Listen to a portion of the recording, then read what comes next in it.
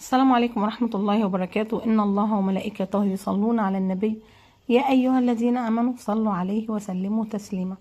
أهلا وسهلا بحضراتكم، يا رب تكونوا طيبين وبخير.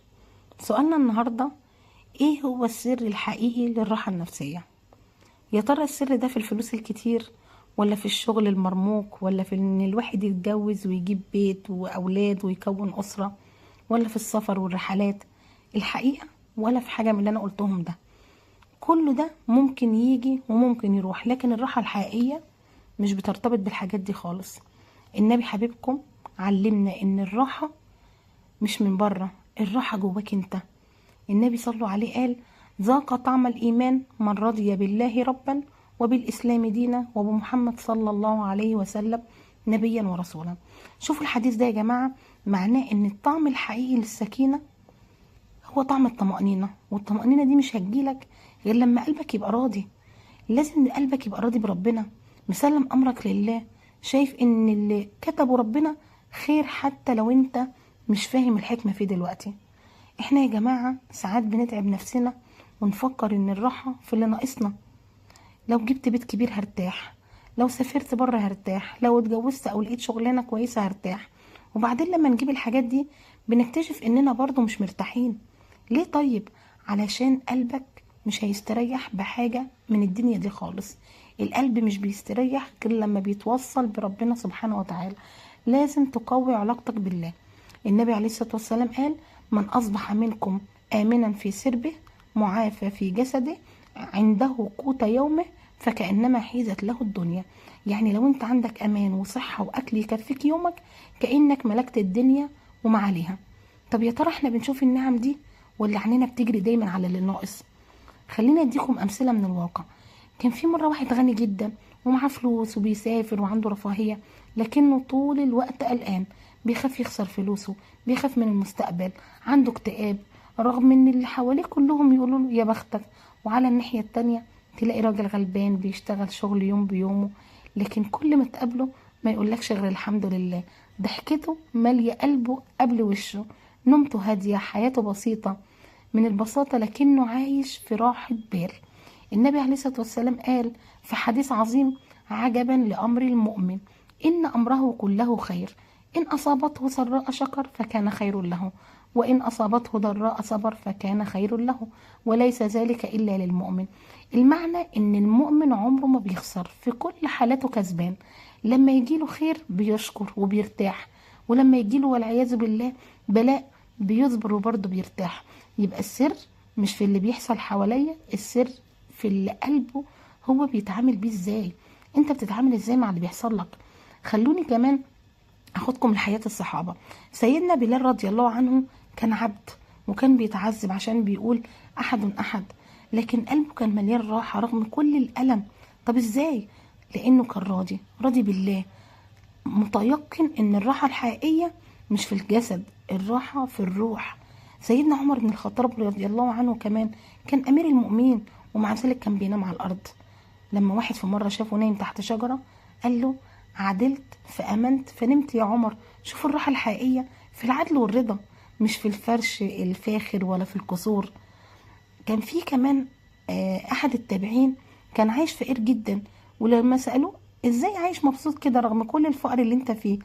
فرد قال ايه: اني لا استحي من الله ان يراني ساخطا على قضائه. الجملة دي يا جماعة تخلينا نفهم ان الراحة مش مرتبطة بكم التملك، انت بتملك ايه. لا، الراحة مرتبطة بكم الرضا، انت راضي ازاي. خلونا نرجع بينا كده للواقع. في ناس عندها اولاد لكن مش عارفين يفرحوا بيهم، وفي ناس تانية نفسها في ولد واحد بس ومع ذلك راضية ومبسوطة. في ناس عندها فلوس بس مش عارفين يناموا، وناس نامت على فرشة بسيطة جدا بس قلبها مطمن. الفرق فين؟ الفرق في القلب، الفرق في الرضا. النبي عليه الصلاة والسلام قال: ليس الغنى عن كثرة العرض ولكن الغنى غنى النفس. يعني الغنى مش في الفلوس، الغنى مش في الحاجات اللي بتتجمع، الغنى الحقيقي هو اللي جواك انت، هو ان نفسك تبقى راضية بكل شيء حواليك. طيب نعمل ايه عشان نوصل للراحة النفسية دي يا جماعة؟ اول حاجة زي ما قلنا الرضا.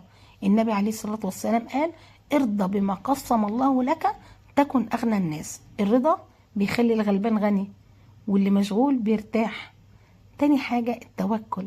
النبي عليه الصلاة والسلام قال: لو إنكم تتوكلون على الله حق توكله لرزقكم كما يرزق الطير.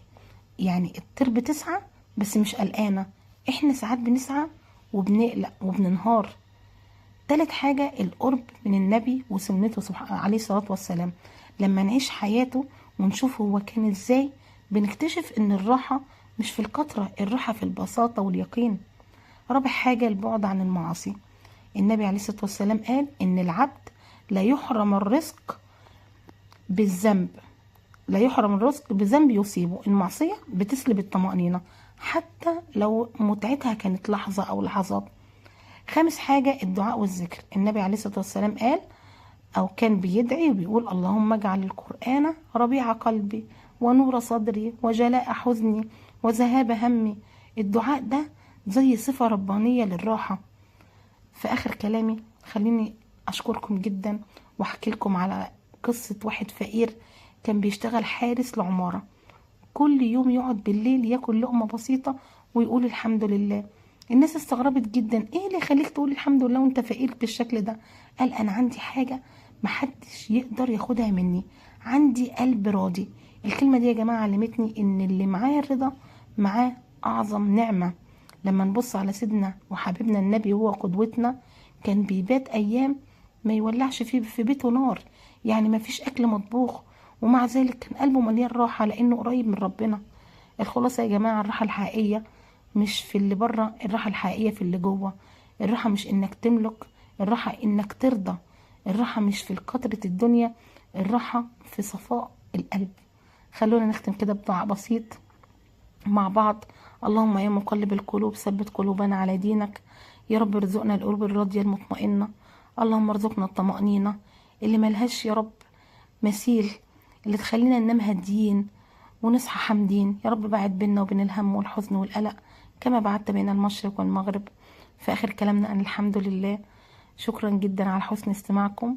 لو انتوا وصلتوا لحد هنا ما تنسوش تدوسوا لايك واشتراك في القناة علشان يعم الخير وزيادة الأجر إن شاء الله. طبتم في سلام الله وأمن وأمانه. شكرا جدا على حسن استماعكم. صلوا على من أمرتم بالصلاة عليه. والسلام عليكم ورحمة الله وبركاته.